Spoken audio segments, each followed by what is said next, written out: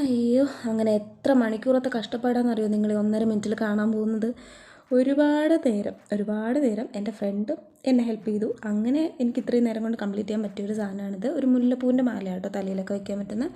എല്ലാവരുടെയും വീഡിയോസിൽ നിങ്ങൾ കണ്ടു കാണും. ഇതിൻ്റെ ട്രെൻഡിങ് ഒക്കെ പണ്ടേ കഴിഞ്ഞതാണ്. എന്നാലും ഇപ്പോൾ ഇത് ചെയ്യാനായിട്ട് എനിക്കൊരു കാരണമുണ്ട്. ഇതുകൊണ്ട് എനിക്കൊരു യൂസ് വരുന്നുണ്ട്. അതിൻ്റെ വിശേഷങ്ങളൊക്കെ ഞാൻ വഴിയെ അറിയിക്കാം. ഇപ്പോൾ എന്തായാലും ഇത് ഉണ്ടാക്കുന്ന പ്രോസസ്സ് നമുക്കൊന്ന് കാണാം കേട്ടോ. ടിഷ്യൂ പേപ്പർ ആദ്യം നീളത്തിൽ മടക്കി എടുത്തതിന് ശേഷം മുറിച്ചെടുക്കുക. എന്നിട്ട് ഇതേപോലെ ഷേപ്പിൽ മടക്കി വെച്ചിട്ട് കട്ട് ചെയ്തും കൂടെ എടുക്കുക. അങ്ങനത്തെ ഒരുപാട് പീസസ്, എണ്ണ ഒന്നുമില്ല കേട്ടോ, ഞാൻ ഫുള്ള് കട്ട് ചെയ്തെടുത്തിട്ടുണ്ട്.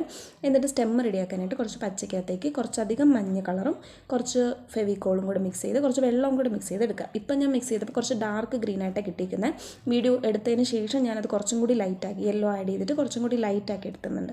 അടുത്ത സ്റ്റെപ്പ് കാണുമ്പോൾ നിങ്ങൾക്ക് മനസ്സിലാവും. എന്താ കണ്ടോ, ഇവിടെ കുറച്ച് ഗ്രീൻ ലൈറ്ററായിട്ട് കിട്ടിയിട്ടില്ല. അങ്ങനത്തെ ഷേപ്പിലെടുത്താൽ കുറച്ചുകൂടി നല്ലതാണ് കേട്ടോ. അപ്പോൾ ഇത്രയും മുല്ലപ്പൂ ഞാൻ ചുരുട്ടി എടുത്തിട്ടുണ്ട്.